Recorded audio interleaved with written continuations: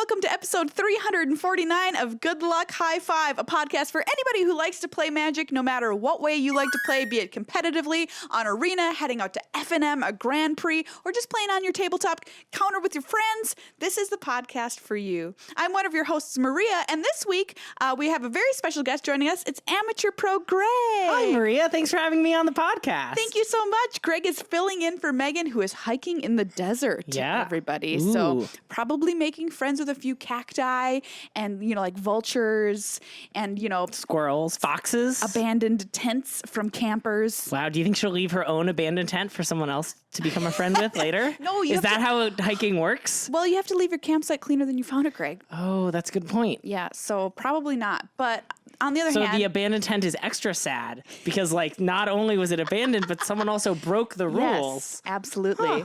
Yeah, hiking, a lot of people don't know that it is a trial for the soul out there in the desert as well. But yeah, Greg is joining us this week. You might have heard him on lots of episodes of Good Luck High Five in the past. And of course, on our stream on twitch.tv/GLHF Magic. You streamed for us for a long time. Yep, I'm missing my stream. I'm in a hiatus because of grad school, but it's great that I can come back and still be on the podcast from time to time. Yes, and why do we call you Amateur Pro, Greg? Because I am... more of a pro than someone who's not a pro, but less of a pro than someone who is a pro. What does that mean? Well, I am what many people would call a grinder. So I travel to GPs somewhat frequently. Usually I'll play in somewhere between about 6 to 10 GPs a year. Playing usually limited is my favorite, but I like to play standard when I can, modern when I can. I'll travel with friends, and so I've accrued some pro points over the last few years. I've been to 3 pro tours this year and last year, and so I have some pro experience. But I'm, not at the level of a solid pro. While the pro systems existed, I was a bronze level pro. And Greg, by the way, is a very good player as well on top of this. So I just want you all to know that any advice he gives, you should heed because he's great at Magic. Well, on today's episode... Don't play any lands. Okay, not that piece of advice. Any other advice he says, that one you should probably not listen to that.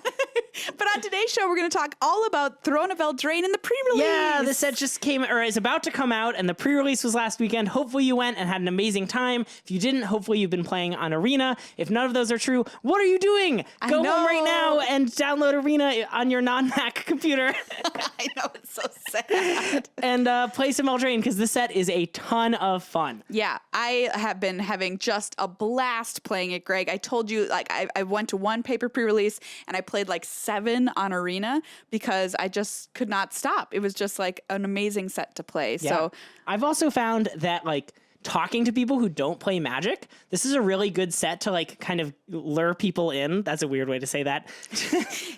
I was telling my friends who don't play Magic about this set and about the fairy tale theme. And I was like, yeah, there's a Little Mermaid card. And I told them about Trapped in a Tower, which is all about Rapunzel. And you trap a creature in a tower and then it can't do anything. But if it has flying, it can get out of the tower.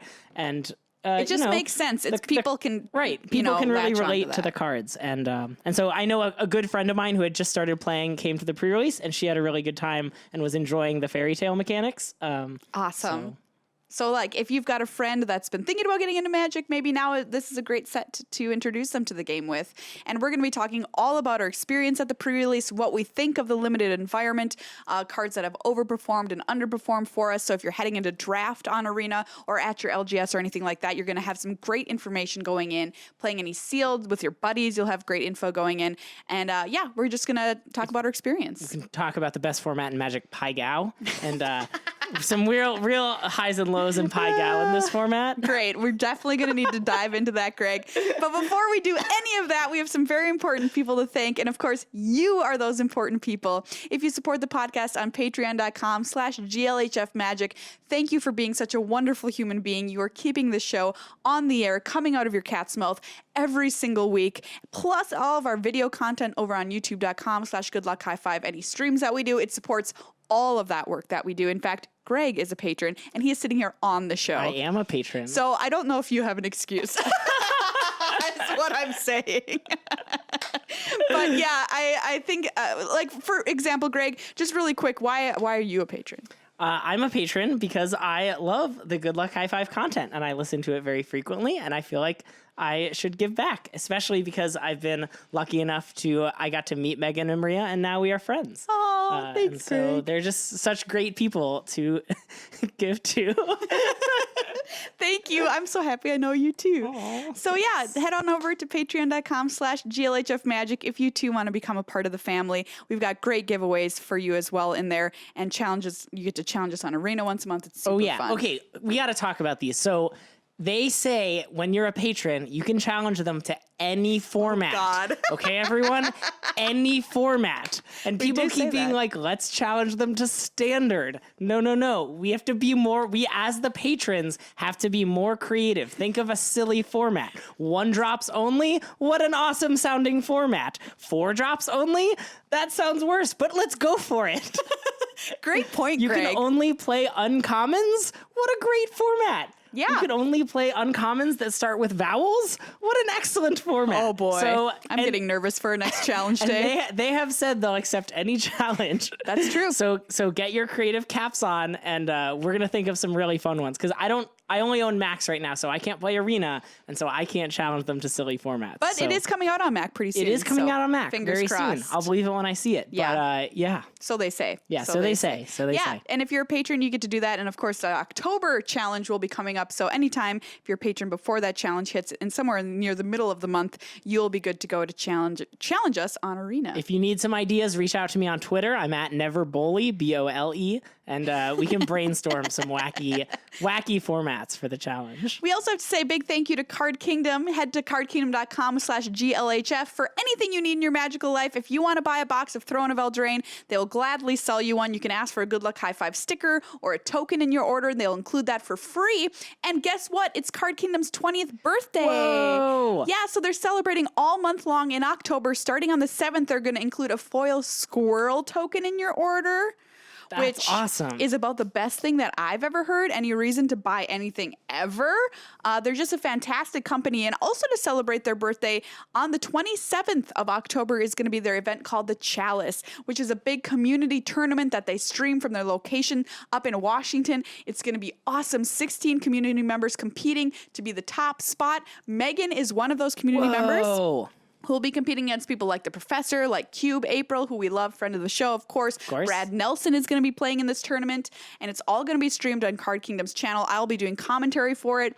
And the point is we're raising money for a great charity, and you can find all about that in the show notes or below this YouTube video. I've put a link to our fundraising page because we've got to help Meghan out. Ooh, okay. The more money we raise for the Chalice in her name and Good Luck High Five's name, the better she can do in one of the challenges, which she's got to draft boosters from old Magic sets, but she wants to be able to choose those, right? Because you get the best chances if you get to choose which boosters you're building your stuff from. So we gotta raise that cha-ching. Oh yeah, I mean, Meghan. she needs every edge to beat the Brad Nelsons of the world. Seriously, that guy is pretty good at Magic. Yeah, he's in the MPL. So if you want to donate to a good cause, head on over. Helping Meghan win a tournament is the good cause. That's what it is. To be very clear that you're donating to. You can head on over to the link included in the show notes and support the wonderful charity for the Chalice and Card Kingdom and Good Luck High Five. So thank you so much. And if you just want to win free stuff, this is October means a new month of our Gleam giveaway. Once again, link down in the show notes or under the video. And our winner from last month, congratulations, goes out to Nicholas Zeitler. Yay, congratulations. You have won a prize package from Card Kingdom, Good Luck High Five, and Ultra Pro, which will be heading your way very shortly. And if you want to be like Nicholas and win some free stuff for, absolutely nothing, go click on that link and enter our giveaway. Wow. I mean, come on. Yeah.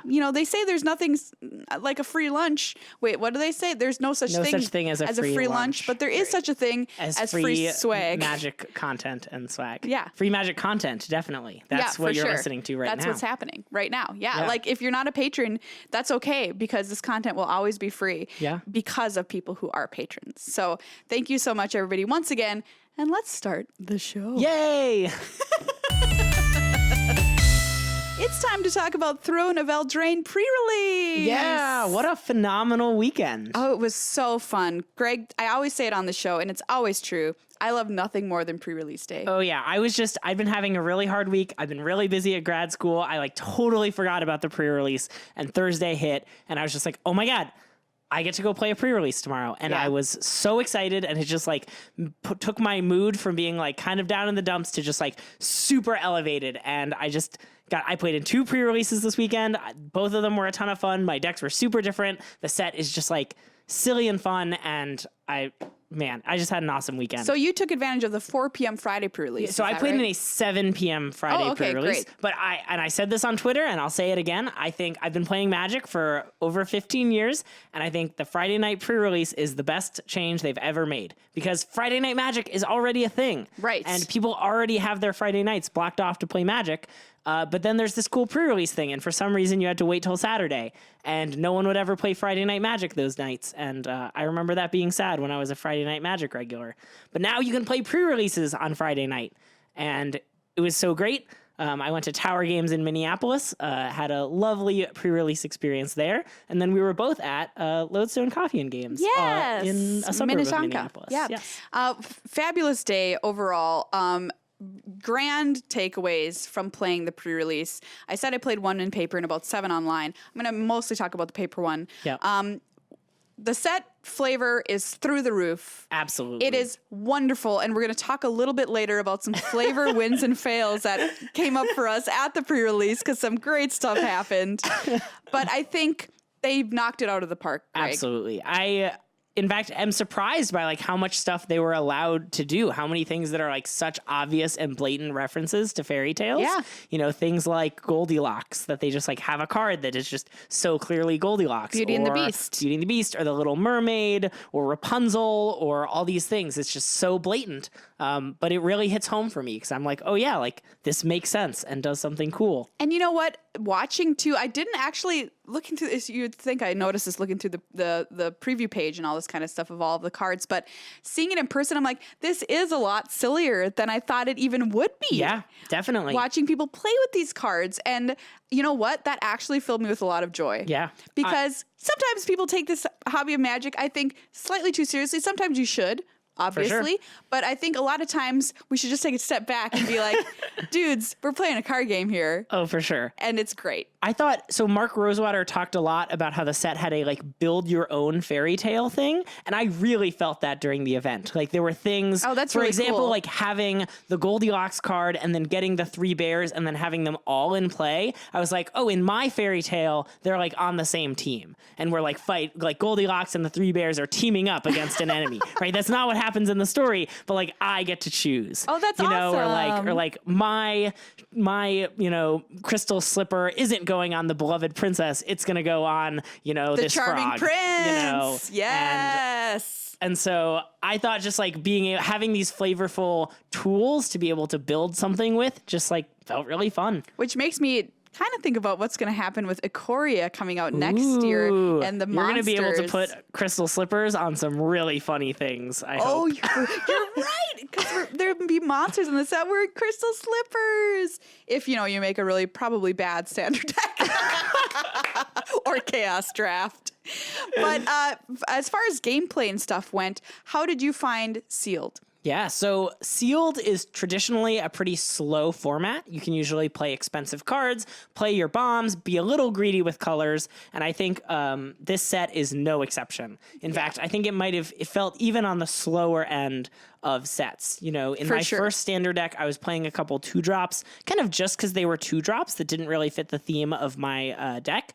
And didn't really have much synergy. And by the end, I had taken those cards out of my deck because they just felt like a waste. I would play this 2-drop to either stop their aggression or to put some aggression on my own, and they'd just be outclassed so quickly. I'm not saying all 2-drops are bad. Definitely there are lots of good 2-drops in this set, but if you're playing it kind of just because it's a 2-drop, maybe Sealed is not the environment for that mindset. Yeah, it is definitely slower. Yes. That is 100% true. I think a big reason for this is that food is all over the place, and so everyone can gain 3 life kind of at whim because they'll usually have a few foods sitting around. Foods are really useful for other things, so you don't always want to trade them in for life, but you always have that option. Right. And it felt like most colors had access to food, and it just stretches out games for sure. And I felt bad for my aggro opponents because like they would get me to 5 and then they'd be like, I really need to push the final damage in, but then I could just start gaining 3 life every couple turns. And that's just so much more damage that they have to chip in. That being said, I did get aggroed out in the paper pre-release for sure. My 3rd round opponent had a very good Mardu Knights deck. And I just couldn't stop it. It was too fast. I mean, I definitely saw good aggro curves, but it felt like you really needed to put the right pieces together, which makes me excited about draft, because in draft you can more easily put all the right pieces together because you're not just limited to your 6 packs. So I'm really excited to see what the aggro decks look like in draft. For sure. But in sealed, it really felt like you needed exactly the right pieces. Okay, so let's talk a little bit about how the mechanics played out in this set, because we got 3 new things: Adamant, Adventure, and Food. We talked about food slowing the games down, which is 100% true. I also just thought all the food cards were pretty good. Like, for example, I think Trail of Crumbs is a card that some people underestimated, but is a phenomenal enabler for the food deck and can be really good and help you draw cards and draw out games of limited. And just like once you have 1 or 2 payoffs, just random things that make food, like the 3 mana Tempting Witch. Yes. It's a 1/3 that makes a food and can use food to drain them. Oh, she'll kill you. Like she's like only okay on the surface, but I was really impressed with her because just like having a food gives you a lot of utility if you have food synergies. Yeah, and I think it makes for a trickier decision sometimes than I think people were prepared for. Do I sacrifice this food? When do I do it? Oh, do I still have cards left in my deck that care about me having a food? Should I leave it alone or should I crack it? This was really complicated because a common like idea of competitive play is like use your mana efficiently, right? If your opponent's end step, you're about to untap, you have 2 mana up in a food, you should take the opportunity now because who knows if you'll have mana later. But if you have cards in your deck like a Trail of Crumbs, that might make you sad that you threw your food away. Yeah. So kind of subtle decisions like this can have big impacts later in the game. Adventure is one of the mechanics that a lot of people were talking about as adding complexity to the set. And we just talked about how surprisingly complex food turned out to be. Well, times that by about 50,000 and you have Adventure. Adventure is a lot of choices in one card, which is good. I mean, I was excited. I liked that, like, sometimes you have this pressure in an aggro deck of, like, do I play creatures or do I play combat tricks? Because you want a nice balance. But there's so many creatures that are both creatures and combat tricks that you get a lot more flexibility. And talk about how good that is, too, for something like an aggressive deck to have that built-in card advantage that it normally doesn't have access to because it doesn't play card draw. That's absolutely true. This is exactly what I'm excited to see. Boom! I spent this, but guess what? I still have the card. Absolutely. It was so great to still have 4 cards in hand at a time when I normally would have had 2 or 1. Yeah. Like, I was just like, wait a second. This is awesome.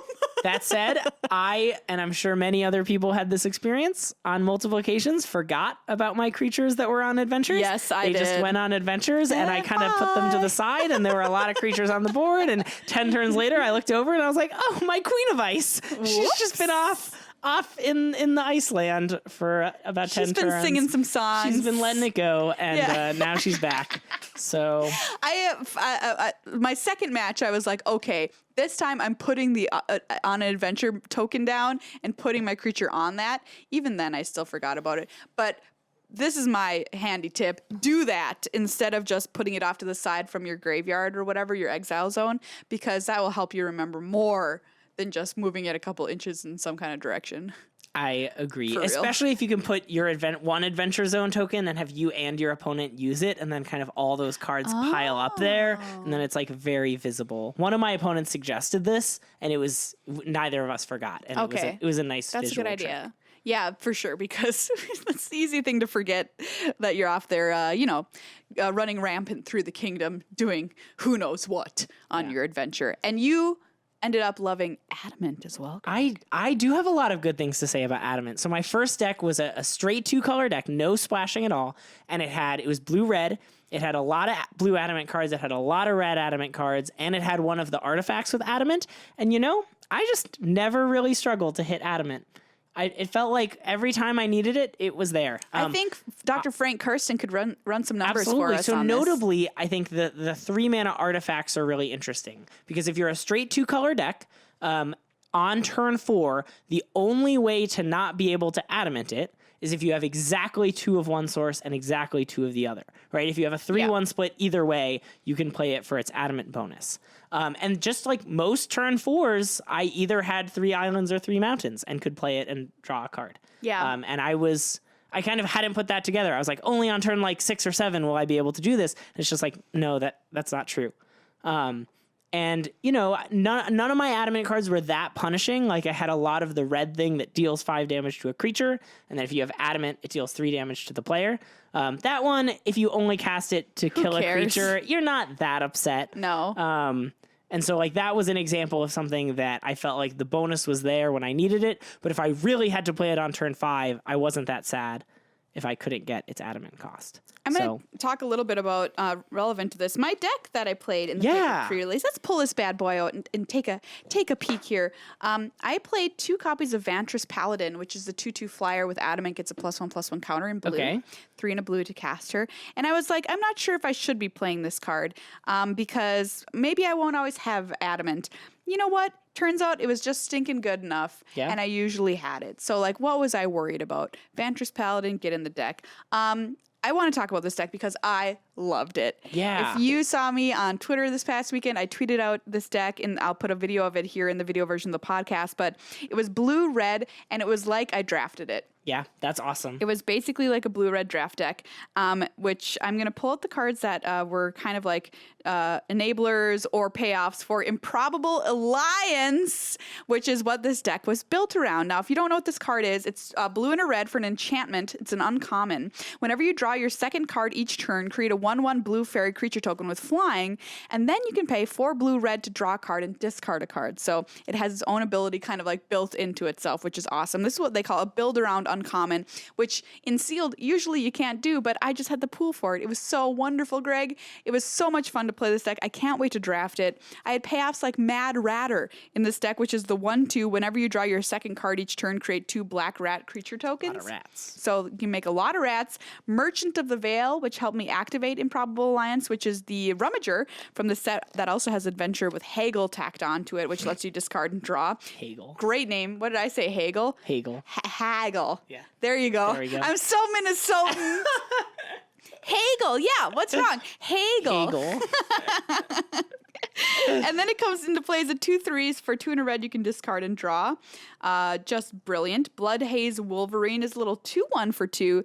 Whenever you draw your second card each turn, it gets +1/+1 in first strike until end of turn. I also played a blue-red deck at one of my pre-releases, and I went undefeated with it. Excellent. I had a bunch of these synergies too. I had a Fairy Vandal, which is 2 mana for a 1/2 flying flash that whenever you draw your second card, it gets a +1/+1 counter. Yeah. And I had the Iron Crag Pyromancer. Oh, I wish I had 3 mana 0/4 that whenever you cast your second spell, you get to deal 3 damage to any target. That one was really nice. Seems and crazy good. I had the Planeswalker, the blue-red Rowan Will twins, who let you draw and discard a card every turn. But did you have Improbable Alliance? I did not have Improbable Alliance. Oh, then it would have been perfect.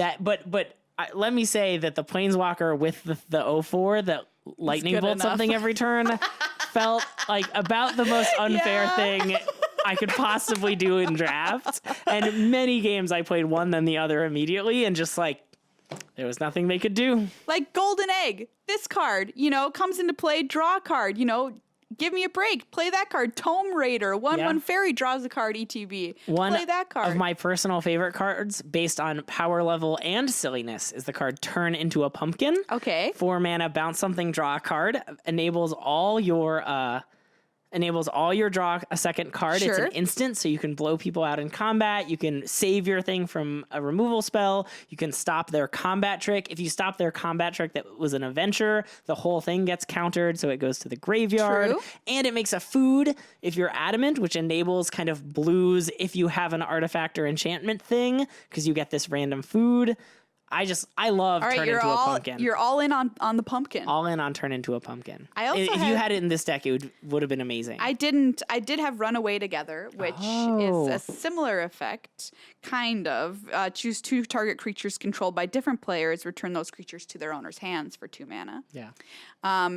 I want to talk about my promo card that I got, which was Robber of the Rich, which is the Robin Hood card of the set. It's a mythic 2/2 for 1 in a red with reach and haste, because I guess he has a bow and arrow. He has reach. Sure. Whenever it attacks, if the defending player has more cards in hand than you, exile the top card of their library. During any turn you attacked with a rogue, okay, you may cast that card and spend mana as though it were mana of any color to cast it.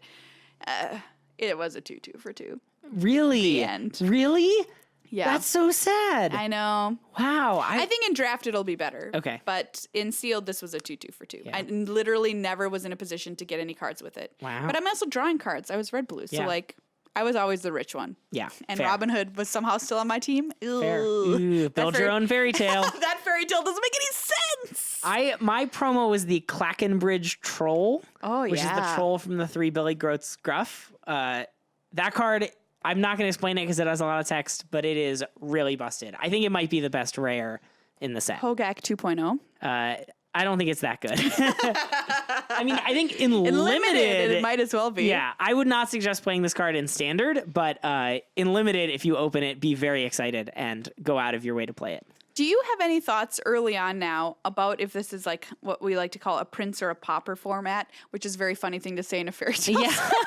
But like, is this a peasant or a noble format? Yeah, peasant or noble. Which, by the way, Magic went back and retroactively made a bunch of cards nobles because it's a new creature type, but not noble hierarch. Really? Still just a human. Wow. I wonder if that's because it would be like 2 and they're worried because that card sees so much play. I don't know. Probably. Yeah. They don't want to mess with something so important to Modern. But what was I saying? Does this format rely on rares and mythics and busted cards, or is it fine if you have a lot of really good commons? One thing I felt about this format, and I think some of the last ones, is while I feel like this is a big bomb heavy format that has a lot of good bombs, but I also feel like there are some really good bombs at uncommon. Like, for example, I think the cycle... Turn into a pumpkin. Turn into a pumpkin, I think, is a really good value card. I wouldn't call it a bomb. For example, I had one of the uncommon monocolored knights in my deck. I had the red one, and I saw the white one. I saw the blue one. I'm not sure I saw the black or green ones, but all of those just felt really strong for uncommons. And so those kind of felt like bombs, even though they weren't actually rares. Sure. I think we saw some of that in like War of the Spark too. Some of the uncommon planeswalkers were really high power level. And so even though that was such a bomby format, there were bombs at uncommon too. So does this mean that the limited play is not great? I think it means the limited play is better because there are a lot of bombs, but like there are more bombs available. Because normally in a bomb-heavy format, so Fate Reforged is the most famous example of this. Yes. It was a really bomb-heavy format where the common and uncommons just were nowhere close to as good as the rares. And it just, all that mattered is what rares you opened. I think that's less true here. And while I think it's really bomby, I think like sometimes your bomby cards aren't your rares, they're your uncommons, so you have more chances to draw to open bombs. And, too, I think this is one of my takeaways, which you're going to be like, duh, Maria, is that the decks that it performed well for me were not always the ones that were bomb heavy. Yeah. Meaning, like, I played decks with Oko, I played decks with Garrick, but the decks that got me to 7 wins on Arena were the ones that had the most removal.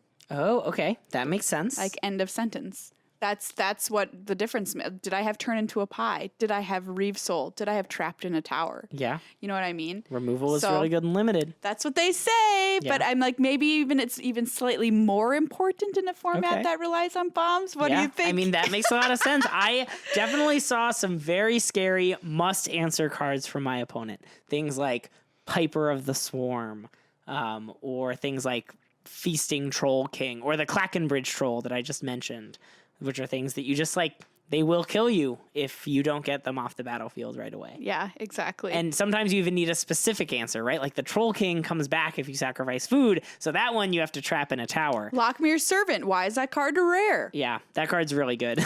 Oh, it should be a mythic. just beware of it, everybody. It's out there. Yeah. If you're like, why isn't my opponent who's playing blue or black playing anything this turn? Doop, doop, doop, doop, doop. Don't let yourself die. Okay? Consider this a PSA. The more you know. Because I got by that card. I got by it. And if your like green-blue opponent mysteriously has a swamp, Yes. pretty good chance they have a serpent waiting. Yeah. It's a good reason to splash. Do you think the format is slow enough because of food tokens and all the rest of it that you should consider splashing if possible? So I don't know. I think that I had 2 decks. One was straight 2-color. The other was 2 colors with 2 splashes, and both felt good. But this whole thing I was saying about the adamant payoffs, I had some adamant cards in my 2-color 2 splashes deck that I just never got to get the adamant on. And it was a definite downgrade in those cards. And so I think that I'm not sure I would splash outside of green right now. It felt like green had a couple of ways to splash. Like I had the Beanstalk Giant. Well, everybody's got the egg. Everyone has the egg. That's true. That's and everybody a good has the splash card. spinning wheel as well. That's also true. Maybe I'm just wrong. Maybe it is a good splashing format. I don't know. I just didn't have those cards, so I didn't think about them. Well, there's not the lands. There's no dual lands There's no anymore, dual lands so except the one rare one. that that doesn't feel as great. Yep. But I don't know. My deck splashed Garrick, Yeah. which is obviously fine. Oh, Like, and you there's should do a that. green card that taps for a mana of any color or goes on an adventure to make a mana of any color. Yeah, the elf. That's another nice green fixer. So I don't know. I think it will depend a lot on your pool. If you have fixing, then you might be able to splash. If not, you might want to look to the adamant payoffs as a way to kind of be on the other side of having no fixing. And if you have no fixing and no adamant payoffs, well, that's sad. Too bad to be you. We call it a poor man's splash when you have to splash but you have no fixing. But like, I don't know, if you're Sometimes you have to. you're a blue-white deck and you have a Lockmere Serpent, Yeah. you're not gonna not splash it. No, you're just gonna you're gonna play play 3 it. swamps and be kind of sad that you don't have any nice fixing. Well, let's talk about, as we move forward to playing some draft and potentially more sealed for you in your future, what cards we thought were awesome and which cards were like, oh, this wasn't as good as we thought it would be. Yeah, absolutely. So I mentioned my first overperformer, which is Turn Into a Pumpkin. You love that card. Every time I had it up, I felt like I was invincible. I felt like my opponent couldn't block. They couldn't do anything. Anytime I had bounce available, Yep. I felt like that. And if they did something, I would stop their thing, draw a card, and get a food. And it's just like GG. Yeah, it's just GG. put me so far ahead. Well, I mean, and it's so silly. You're making things into pumpkins. How is this not like? I know, it's so No great. one ever laughed. I was like, oh, like, Look, it's a see that pumpkin elf you have? now. Oh no, it's a pumpkin. And like, I thought this was very funny. I would laugh, Greg. You know, I thanks, think Maria. this. Well, as you say, sometimes it can be a serious environment. You're at a store. You're playing an event. Hey, pumpkin is one of the silliest fruits. Name a sillier fruit than a pumpkin. Kumquat. Okay, I'll give you that one. I'll give you that one. Pumpkin's a fruit, right? That's not a vegetable. I have no idea. It's a gourd. Is a gourd like a different is that seems like outside it of should be a vegetable. fruit It or like grows vegetable? out of the ground, not on trees. Is that what matters, or where the No, seeds it's are? seeds. Ooh, That's why a tomato is a fruit, right. even though it tastes like a vegetable. You suck, tomato. Sorry, but it had to be said. You're the worst tasting fruit. Wow, Get used you to it. are absolutely right. You know what? Nothing but hot takes here, Greg. Nothing but hot takes. Yep. But I don't know. If you know if a pumpkin is a fruit or a vegetable or a gourd, or if there's a third category for, food, please tweet at GLHF Magic with the hashtag turn into a pumpkin. Because I need to know. My card that I thought is, if you've played the set, you already know that this is true. But if you haven't, I'm going to let you know. Outmuscle is insane, and you should play it.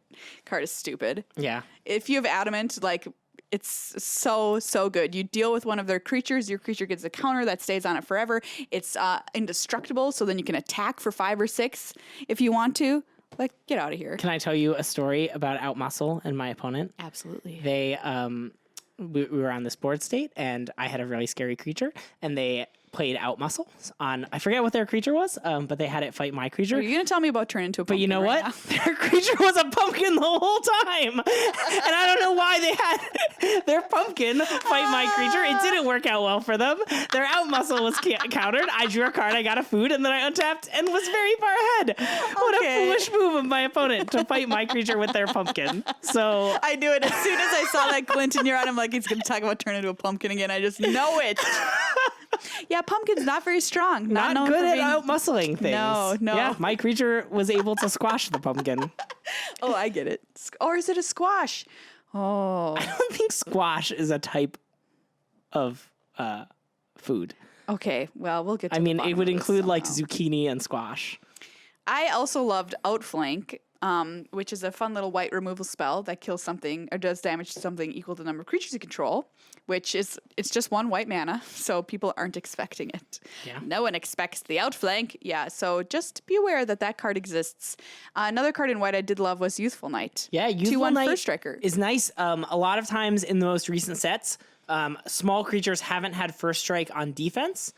They've only had first strike on offense. For example, fresh-faced recruit from Guilds of Ravnica was a 2/1 with first strike when it's your turn. And that's because it can be really awkward to attack when your opponent has one or even multiple first strike creatures. Usually means you have no good attacks. But one of my opponents went turn 2 Youthful Knight, turn 3 Youthful Knight, and I just they got to control the combat. If they wanted to attack, I couldn't really block profitably. But if they didn't want to attack, I could not attack back into their army of first strikers. I did that as well in one of my sealed pools, and it felt so powerful because I think 4 power is the power number of this set. Yeah. That is, and 4 toughness, honestly, which is I think why the little green spider is a 1/5. Oh yeah, that card felt nice too. Because everything has 4 power. So if you have 2 Youthful Knights, like, what are they gonna do? Yeah.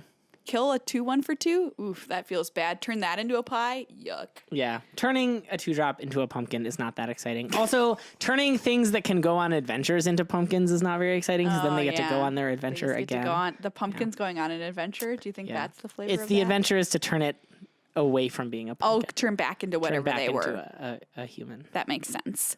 I liked the adventure that destroys an artifact. Oh, it's excellent. That was a card that was a big overperformer for me. 100%. I found myself not casting it on turn 2 because I didn't really care about the 2/1, but there were just so many random artifacts. You could at least tag a food token usually. Oh, yeah. Once my opponent played turn 1 Gilded Goose, and I played turn 1 Destroy Target Artifact and took out the food token they made, and then they got mana screwed.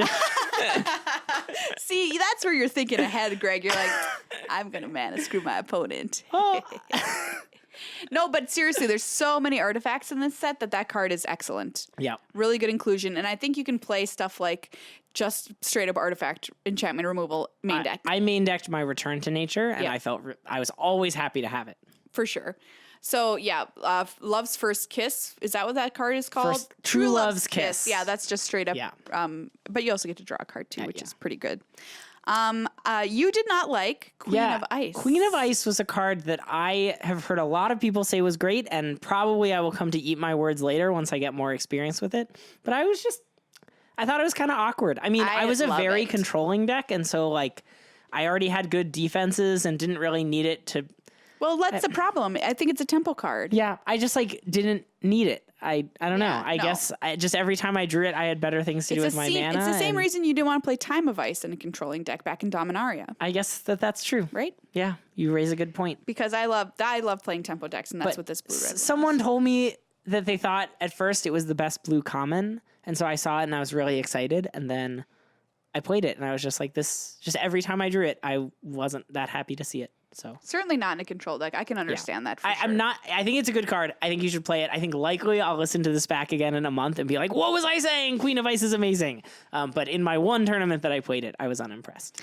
I did not like So Tiny. Oh, I loved So Tiny. To me, my problem with it was it did not make things very tiny.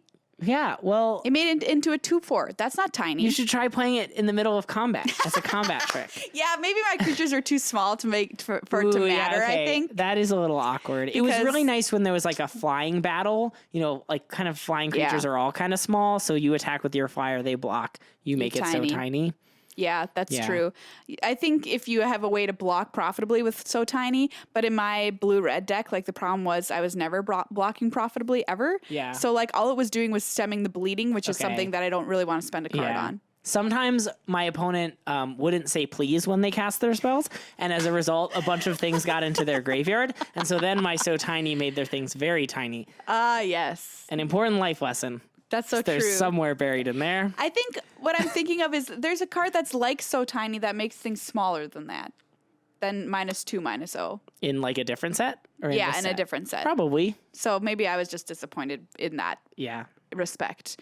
I had an opponent at the paper pre-release who played 2 copies of Revenge of Ravens against me. I'll be honest, I have no experience with this card yet. I haven't even seen it. I don't know what Greg, it looks like. let me but tell you. Everyone keeps talking about how busted it is. This card is broken 100%, and the art is terrifying. And if your opponent plays 2 of them against you, there is almost no way for you to win you the can game. just never attack. You have to deck them, Wow. which is what I ended up having to What do if you have like online. Clackenbridge Troll that's an 8/8? I mean, Attack with that. that is the only real way, right? My Beanstalk Giant got to be really big sometimes. It was like an 11/11. Okay, yeah, that's fair, but that doesn't have trample. Yeah, it's true. So, yeah, this card is really, really, really good. It's better than what is it? The Inheritance. You think it's better than Ill-Gotten Inheritance? Yes. I was just thinking that's a good comparison because Yeah. that's a card that early on people thought wasn't that great and then really Like, rose wow, up this by is the great. end of the format. No, I think it's better potentially than that, unless you're able to mill people out consistently. Because, it happened to me where as soon as they played the second one, there was literally no way I could win the game, Yeah. even though I had plenty of cards in my library, plenty of cards in hand. I still had fewer cards in my library than my opponent because I was playing a deck with a lot of card draw. Oh, yeah. And I was at a healthy life total, and I had gotten them pretty low. There was Yeah. still no way I could have won the game. Wow. Isn't that so interesting? I've never been in that situation before, where it was absolutely unwinnable, Yeah. despite lots of factors being in my favor. Isn't that weird? Yeah. So I think this card is super, super powerful. Yeah. And you should definitely play it if you get the chance. Dang. Sounds not very fun. No, it was not very fun. Sounds like a not fun time to like play in a limited tournament. Unfortunately, I didn't have any way in my deck to deal with an Right. enchantment. Okay. So Because it is 4 mana, right? It's 4 mana. It's 4 mana and it doesn't affect the board right away. And so if you can deal with it, you might be able to salvage. But as an enchantment, it's, doesn't Yeah. have a lot of ways to get removed, Good point. honestly. How do you feel about True Love's kissing the ravens that you said have really ugly art? Like, No, would the you be guys- willing to do that to remove the ravens? I'm not kissing the ravens. I'm kissing the guy who's getting his eyes pecked out Okay, by but the that ravens. sounds like, how are you going to get to him? There I are don't know. ravens in the way. It's really true love. It's going to be dangerous, Yeah. I guess. I mean, I guess that and would- bloody. Hopefully you would scare away the ravens. Is that what's happening? They Maybe. see that the person was in love the whole time and then I think suddenly this- they don't feel the need to have revenge. I think what's going to happen, Greg, is I'm going to give up on true love and just walk away from this one. Wow. That is Show them your enchantment removal and be like, nah. is- yeah. I am not kissing somebody in a forest that's being attacked by eye-eating crows. I'm sorry. I found my line. That's what it is. I always said I would do anything for true love, but I guess I was a gosh darn liar the whole time. Wow. Sorry, everybody. I think that should be an excellent transition for us into our next segment. Marie and I, before this podcast, were talking a lot about some of our favorite flavor moments from the Yes. pre-release. Things that we did that either felt really right, this is how this is supposed to work, or just felt really wrong. They just didn't make any sense with And there's what so this many cards are saying. opportunities for both of these things to occur in Throne of Eldraine. So here's an example. So we both had a great example with the card Brimstone Trebuchet. Yes. So this Brimstone Trebuchet is a wall that can fire things at the opponent. My example was I was being killed by this Brimstone Trebuchet, and so I had to put it in a tower. I trapped this trebuchet in a tower. And I don't know how you trap a tower inside of another tower. You just build a tower around the first tower. And then it can't trebuchet, but don't trebuchets destroy towers? Maybe it couldn't get the, Oh, it couldn't arc? People listening to the podcast can't see the motion that I'm making with my hand. They couldn't get back far enough to fire. Yep, they'll be waiting for many days for this to come up on YouTube. Do you know in high school I built a trebuchet in my friend's backyard? Well, it wasn't just me. It was a bunch of us. Is this the end of the story, or like did we throw things with it? The end of the story is, isn't that cool? Oh yeah, sorry. Whoa, a trebuchet, Maria, that's so cool. Thank you. Yeah, I thought you were gonna be like, then we accidentally fired it and like shot coffee beans into my neighbor's window or something. No, we were quite responsible children. Yeah, okay. My thing that happened with the trebuchet is a glass slipper got put on it, which is so funny. A little trebuchet wearing a glass slipper. I love it so much. I saw someone put a glass slipper on an enchanted carriage, which I just... That seems like a bad idea. Yeah, feel like that slipper would probably break. It would 100% break. Yeah. And it's going to fall off, which, hold up, isn't that the most flavorful thing that could happen with that slipper? Oh, yeah. At midnight. Yeah. She leaves it behind on the steps. Yeah, with the midnight clock. Oh, it's so beautiful. Also, that crystal slipper was in a game of Pai Gow. Enchanted Carriage, Crystal Slipper, Dud is a really good Pai Gow pack. Anyway. A lot of flavorful or not flavorful things happen with True Love's Kiss. Oh, yeah. For sure. Because there's a lot of things you don't want to kiss, but you're going to have to if you want to get rid of it. I guess True Love's Kiss on Trapped in a Tower is pretty flavorful when I think about it, right? Oh, yeah. Like you kiss the person and now they're no longer trapped in a tower because they found true love. I was going to make fun of that one as being silly, but now I see. Now you see the error of your ways. I see that it makes tons of sense. Something that happened. Alternatively, you could kiss the drawbridge to the castle, and the drawbridge would just fade away. That's weird. And you would gain insight. Have you ever kissed a bridge, Greg? I don't think so, but I don't want to say no. You can't be sure. I don't know. We've all just learned something about Greg today on the show. I kissed the Blarney Stone in Ireland, which was disgusting. I'm sure. But now I have been granted the ability to speak nonsense and face no consequences the rest of my life. So I feel like it was worth it. You didn't have that before? No, not unless you kiss a stone, Greg. That's how it works. That's how it works. Something that I loved, which happened to both of us, is I was playing, didn't say please in my deck, because I was playing blue, and my opponent, I had open mana, goes to cast a spell and says, may I please cast whatever, and I was like, oh, dang it! Now I can't counter it. I didn't have it in my hand anyway, but... Yeah. This is the time this happened to me. I also didn't they said please, and I also didn't have it in my hand, and their spell got to resolve, so... maybe there's something mystical going on here. Yeah. Wow. Something that I think makes for a lot of weird phrases is the card Bog Naughty. Because people are shortcutting to just calling it naughty. And my gosh, there are some things you can say like, I want to bake your naughty into my pie. And I was just like, what did I just hear? Is this a PG pre-release or what? I bounced a naughty once. And I was just like... Greg, I bounced so many naughties in my day.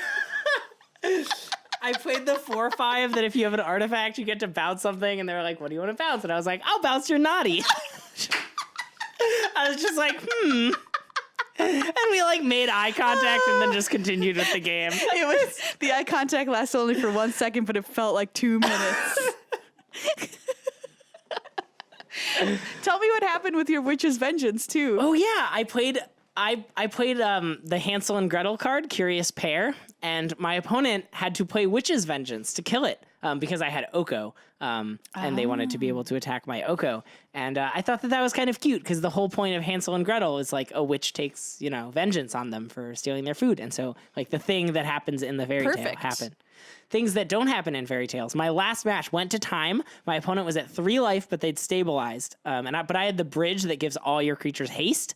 And I drew off the top of my deck on one of the last turns of the game. I drew Goldilocks and the 3 bears. And so I tapped all my mana, made 3 bears, made Goldilocks, gave them all haste, and attacked. So this just bridge from the tower came down. My opponent thought they were safe, and charging out were these 3 bears with this little girl behind them. And they're like, ah! And my opponent had all their knights, and these knights were like, ah, bears! And then they lost. That is awesome. I love that story. And I'm sure you all have some awesome flavor wins and fails from your pre-release too. If you have one that you want to share with us, please tweet at us at GLHF Magic with the hashtag Bake Your Naughty and or Bounce Your Naughty. Or if you're watching on YouTube, you should comment in the YouTube comments below. Totally. Both Maria and I will try to look at those and read all about your fun stories. Or if you're listening to the podcast, go check out the Good Luck High Five YouTube channel and comment there. Yeah. Because we would love to hear all of your stories and for you to be able to share them with each other. Yeah, it's great that if you're a podcast listener, there's also this outlet for you too to see this stuff visually. We do put up card images with the video. So if you're like, oh, this is a new set, I want to kind of get it into my head. Yeah. We do offer that service on our YouTube videos. So like, there's a whole bunch of other content we make up there. Like Wednesdays, we usually post another video. Like this Wednesday, it's going to be my pre-release vlog. Oh yeah. So if you want to be like, oh, I want to travel along with Maria during her pre-release, you can, because I'm going to post that on Wednesday. So you get to see the whole thing. That's youtube.com/Good Luck High Five.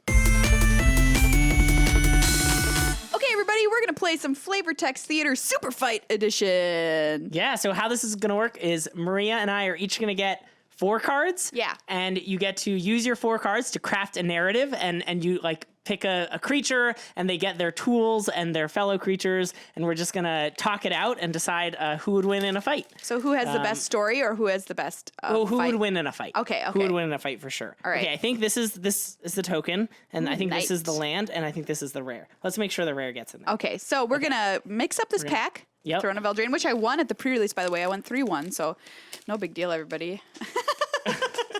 I got some. All right, so here, wait, no, Oh, wait, we got to These shuffle. are our 8. Let's shuffle them up so we don't know who gets the rare. All right. Okay, so those ones are gone. These are out.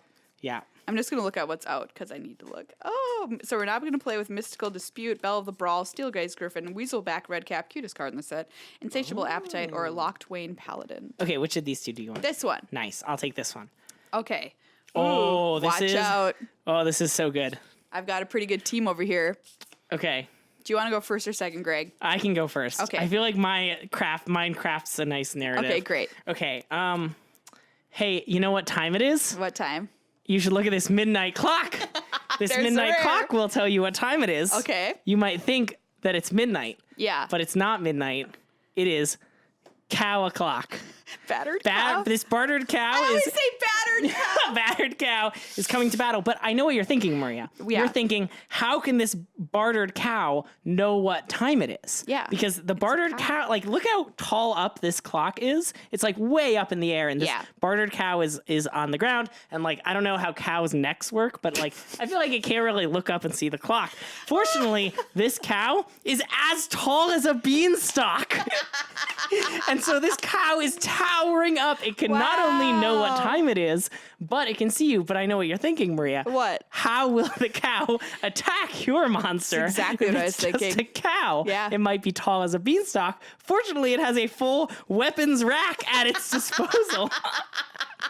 And so this cow great. is tumbling on past this clock with all of these weapons in hand, ready to Wow. fight your champion. Okay, that's pretty good. That's pretty good, Greg. But can it fight with this? All right, tell All me right. about it. So what's going to happen is swooping down onto the battlefield to take a page from the best, I would say, a book of somebody who does battles. What am I thinking? Like a general's note diary. Sure. The best Of generals course. of at war diary. Tome Raiders coming in and taking Ooh. some notes out of that general's diary and being like, now I know how to make a great attack. You know what I have to say to that? What? Moo. Okay, but Tome Raider's not our champion. They're just helping out. All right, okay, of The course, champion. of course. Here comes the champion entering the battlefield. Boom, it's Reaper of Night. Whoa. This is a 4/5 flying specter coming in being like, I'm going to take you down with my weird creepy face army. See that lurking behind That's you? pretty gross. In that art, it's really disgusting. And now this Reaper of the Night is equipped with the diary of the best general that's ever lived. From so, the Tomb Raider. pretty They're good. giving the knowledge to the Reaper of Night. Correct. That's very smart. And, well, you've got to say this Reaper doesn't have a weapon. Well, Yeah. joke's on you. He's got a sorcerer's broom. A sorcerer's broom. Wow. And you know what's worse than getting hit with like a knife or a magic blast or a gun in battle? Being smacked in the face with a dry broom. Yeah, Think that about sounds how really unpleasant. bad that would hurt. So he's got a broom. And you're saying, okay, well, this cow's still pretty big. This cow's got a weapons rack, all these items at its disposal. And I'm going to say to you, you have no cow anymore, and neither do you have Tall as a Beanstalk, because I'm going to play Moonlit Scavengers, and I have an artifact in play, so I'm going to bounce that back to your This hand. is not a Magic game. This is about silly flavor reasons. And I have one counter argument What? to the whole your thing. So Reaper of Night and Moonlit Scavengers have something in common. They're both 4/5s. They are both 4/5s, but the actual thing they have in common is they both only function at night. Yeah, Reaper that's of true. Night can only reap at night. Okay. And Moonlit Scavengers can only scavenge when the moon is up. And Okay. that happens at night. That's fair. And you might think, Greg, your monster is a cow. It doesn't know how to tell time. But you forget the most important part of my quadrant of cards, the midnight clock, which tells the cow that's tall as a beanstalk when it true. is night. And it will be smart enough, knowing true. the midnight clock, to avoid coming out at night, hence avoiding your Reaper with the broomstick and the Moonlit Scavengers, and will only have to take Brett down the foolish Tome Raider. As everything else is hiding because it's the daytime. You know what? I can't argue with that, Greg. Wait, can they decide? Oh, sure. Yeah. How do you want them to I don't know, decide? they could like tweet at Good Luck High I can Five make Magic. a poll after this episode Oh, comes can out. make a How about poll. That's a nice that? one. Okay, so on what day? On the Friday after this episode gets released, there'll be the poll, and you can vote through our Twitter account. Do you want Reaper of Night to win, or do you want the cow to win? The cow that's tall as a beanstalk And that with a weapons can rack tell time. that can tell time. But remember, my Reaper's broom is very dry. Yeah. And it's going to feel real bad on your face. Oh yeah. So just think about You that. also like clearly have the magic win. Like Yeah. if we were playing with magic cards, you would win. Good thing we're not playing with magic cards. These are not magic cards at all. Storytelling tools. The cow, I don't know how cows' necks work is maybe my favorite thing that's ever been said on this show.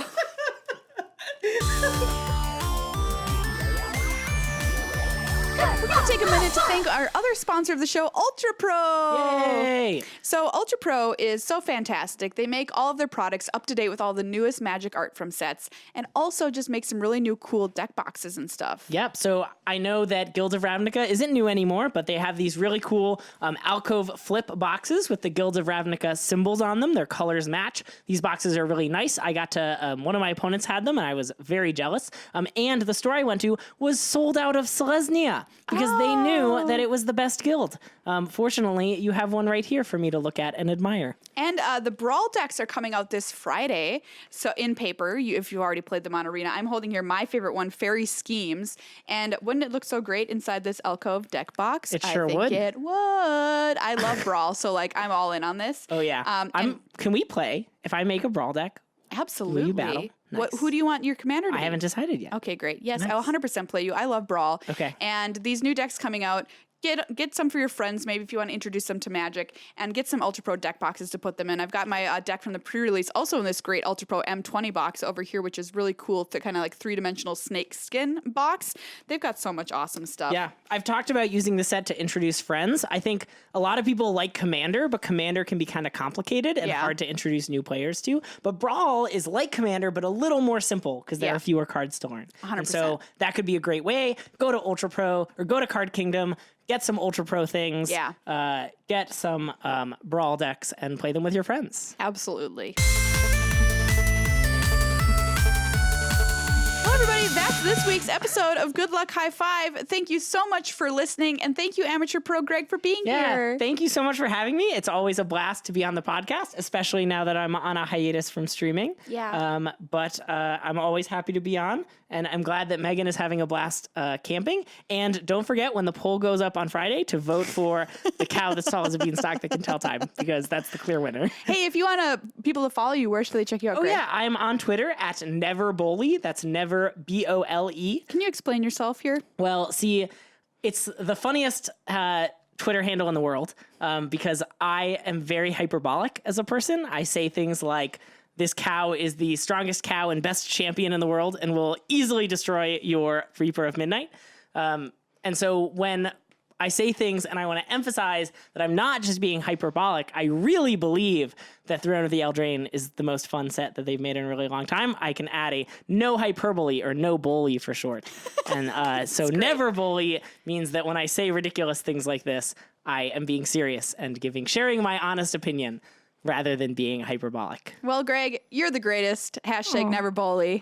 Thank you so much for joining us on the show this week. And thank you once again to our sponsors, cardkingdom.com/GLHF and Ultra Pro. And of course, everybody who supports us on Patreon. You are the #1 revenue stream for this. And we honestly could not do it without you. So head to patreon.com/GLHF Magic if you want to become a patron and supporter today and challenge us in a silly format like the ones Greg was mentioning at the top of the show, because I want to build a 1-drop deck. That sounds Only great. cow tribal?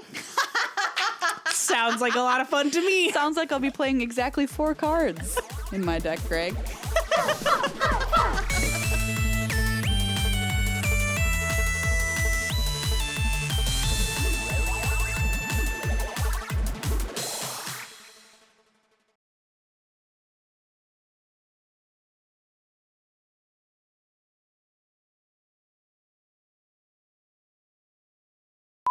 Are you ready for this jelly, Greg? I don't think I'm ready for this jelly. It's raspberry with the seeds left in. Ooh. Which I think makes it jam. Can I have peanut butter along with my jelly? Sure. Oh, neat. Okay. I'm now ready. Once you provide me with the peanut butter, I'll be ready. Okay, great.